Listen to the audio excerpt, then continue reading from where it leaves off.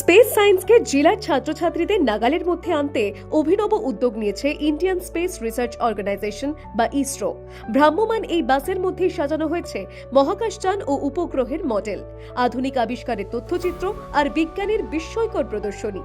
ইসরো ও বিজ্ঞান ভারতীর যৌথ উদ্যোগে রাজ্যের বিভিন্ন বিদ্যালয়ে ঘুরছে এই বিজ্ঞানযান। ময়নাগুড়ি থেকে যাত্রা শুরু করে প্রায় 40টি বিদ্যালয় পরিক্রমা করে শেষ পর্বে এই বাস পৌঁছল হাবড়ায়।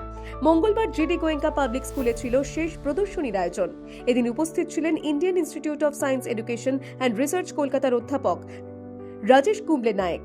তিনি পড়ুয়াদের সঙ্গে ভাগ করে নেন নিজের গবেষণার অভিজ্ঞতা, বিজ্ঞান চর্চার গল্প আর স্বপ্ন দেখার সাহস। শুধু একটি স্কুল নয়, এলাকার আরো 8টি বিদ্যালয়ের 100 পড়ুয়াও অংশ নেয় এই প্রদর্শনীতে। ছোট ছোট চোখে একটাই স্বপ্ন, একদিন আমরাও আকাশ ছোঁব। বহু বছর ধরে বিজ্ঞান আর প্রযুক্তিতে দেশকে এগিয়ে নিয়ে চলেছে ইসরো, আর সেই পথ চলায় নতুন প্রজন্মকে সঙ্গে নিতেই এই অভিনব উদ্যোগ। হয়তো এই বাস দেখতে আসা কৌতূহলী চোখগুলোর ভিতরেই লুকিয়ে রয়েছে আগামীর বিজ্ঞানী।